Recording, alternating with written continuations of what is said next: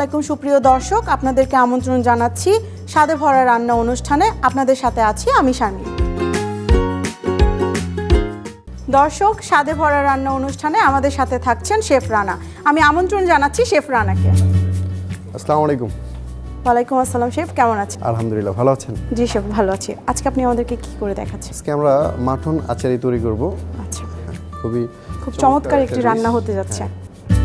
Mutton achari তৈরি করতে যা যা লাগছে: মাটন, আচার, টক দই, আদা রসুন বাটা, চাট মশলা, বিট লবণ, কাশ্মীরি চিলি পাউডার, মিক্স মশলা, সরিষার তেল, লেবুর রস। এখানে আমরা প্রথমে নিয়ে নেব মাটন। আমরা 1:3 হিসাবে রেস্টুরেন্টে কাউন্ট করি আর কি। তো ওই হিসাবে আমরা মাটনটা নিয়ে নিয়েছি।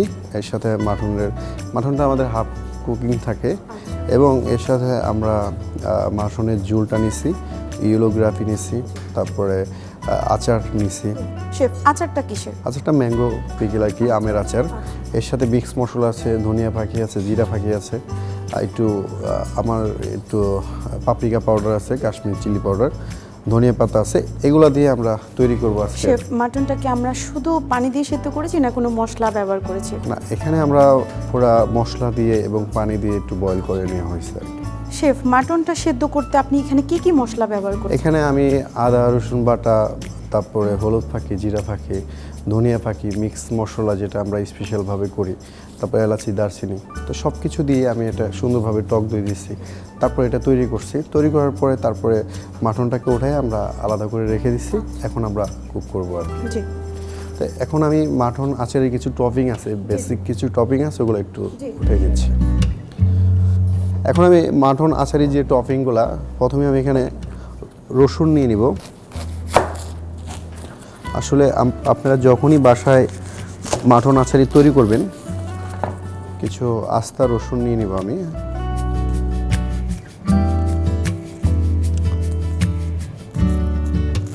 আসলে রসুনটা কিন্তু এমনিতেই আমাদের শরীরের জন্য এবং আমাদের হার্টের জন্য খুব ভালো। তো আমরা হালকা একটা রসুন 2 পিস, যদি ছোটো হয় 2 পিস, বড় হইলে 3 পিস করে নিব। এর সাথে আমি কিছু ক্যাপসিকাম দিয়ে দিব, গ্রিন ক্যাপসিকামটা আপনারা অপশনাল, এটা চাইলে আপনারা স্কিপ করতে পারেন। কিন্তু আপনার একটা খাবার যদি আপনি কালারফুল বা সুন্দর করতে যান, তাহলে একটু এবং খেতেও আগ্রহ লাগে, একটু ভালো লাগবে আর কি। সবসময় আমাদের প্রিয়জনকে, প্রিয় মানুষকে ভালো একটা খাবার যদি আমরা দিতে পারি এই মাহে রমজানে, তাহলে আমাদের এই রমজান মাসটা অনেক সার্থক। জি, আসলে আমরা সবাই চাই পরিবারের সাথে ভালো কিছু খাবার শেয়ার। অবশ্যই। এখন আমি টপিংটা একটু রেখে নিলাম। এর সাথে আমার কয়েকটা কাঁচামরিচ যাবে। কাঁচামরিচটা আমরা একটু অন্যভাবে কাটবো, ব্যতিক্রমভাবে। এবং আমরা স্পাইসিটা কিন্তু সবসময় আমাদের স্বাদ মতন দিয়ে থাকি। যে যতটা স্পাইস খেতে পছন্দ কম, করে, অনেকে বেশি খায়, তো ঠিক ওইভাবে আপনারা আপনাদের মতন করে দিয়ে নেবেন আর কি। আসলে আমরা সবসময় এটাকে হয়তো বা কিমা করি বা স্লাইস করে কাটি, কিন্তু এটাকে আমরা একটু বড় বড় করে কেটে নিব।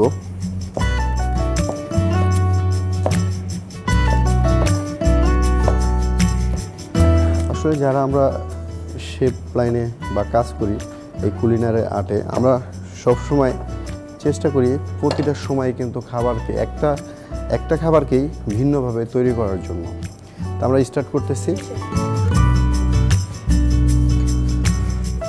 প্রথমে আমি এখানে সরিষার তেল দিয়ে দিব 2 চা চামচের মতন। শেফ, এটা কি আমরা রেগুলার রান্নার তেল দিয়ে করতে পারবো? অবশ্যই করতে পারবেন, কিন্তু আপনাদেরকে একটা টিপস দিই আমি।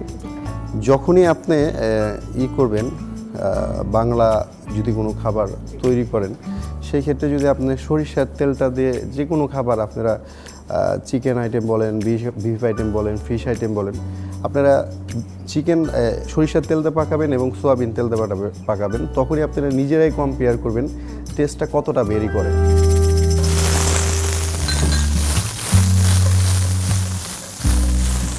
এর সাথে সাথে আমি কিন্তু টপিংটা হালকা করে টস করে নিচ্ছি।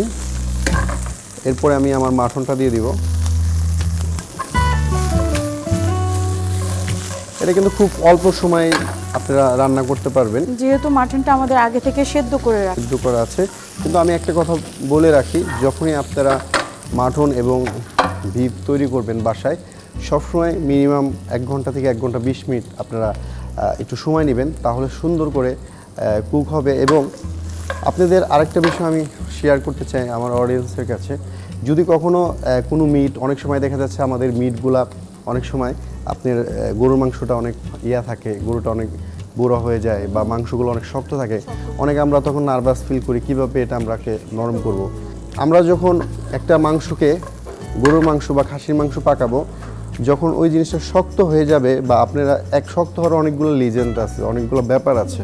যেরকম আমরা যখন ঠান্ডা পানিতে যদি এই মাংসটাকে দিয়ে দিই, তাহলে কিন্তু এটা যতই আমরা পরে গরম হোক না কেন, এটা কখনো সিদ্ধ হবে না এবং নরম হবে না। এর জন্য সবসময় যখনই গরুর মাংস এবং খাসির মাংস তৈরি করবেন, আপনারা সবসময় চেষ্টা করবেন আগে একটা পাত্রতে গরম পানি নেওয়ার জন্য। এর সাথে আমার মাটনের যে ঝোলটা আছে, আমি পুরোটাই দিয়ে দিব। আসলে এখানে আমি ইউলোগ্রাফিটা ইউজ করতেছি একটু কালারটা সুন্দর আসার জন্য, ভালো একটা টেস্টও দিবে। কিন্তু আমি আমার মাটনটা পাইছি ওটার ন্যাচারাল গ্রাফিটা দিয়ে আমি করতে চাই। এবং এর সাথে সাথে আমার এখানে যে আচারটা রাখা আছে, আমি অর্ধেকটাই আচার দিয়ে দিচ্ছি। এখানে আমি আচারের পরিমাণ যদি না রাখি বা বেশি না রাখি, তাহলে কিন্তু চিকেন আচার এটা এখানে হবে না। একটা খাবারের নামের সাথে সাথে যদি আপনি খাবারের টেস্টটাও যদি ওইরকম তৈরি না করতে পারেন, তাহলে ওই নামটা দিয়ে কোনো দরকার নেই। এর সাথে আমি সামান্য করে লবণ দিয়ে দিচ্ছি, স্বাদ মতন মিক্স মশলা দিচ্ছি অল্প করে, জিরা ফাঁকি দিচ্ছি অল্প করে, ধনিয়া ফাঁকি দিচ্ছি। এর সাথে আমি একটু গরম পানি দিয়ে দিব।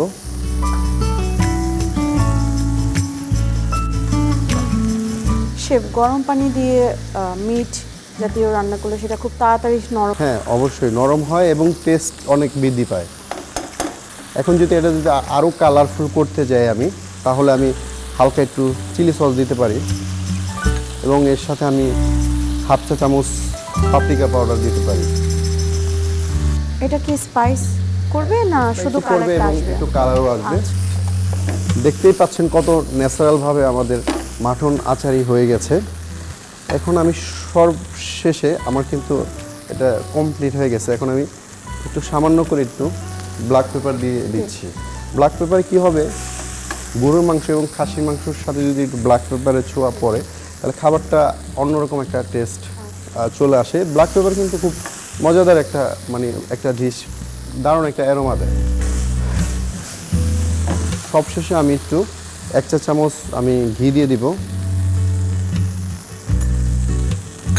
সামান্য করে একটু ধনিয়া পাতা দিব। দেখতে পাচ্ছেন কত ন্যাচারাল ওয়েতে আমরা ঘি দেওয়ার পরে স্মেলটা অনেক সুন্দর আসছে। এখন আমি আসলে পরিবেশনা করতে ওকে চাই। শেফ। এখন আমাদের পরিবেশনের পালা।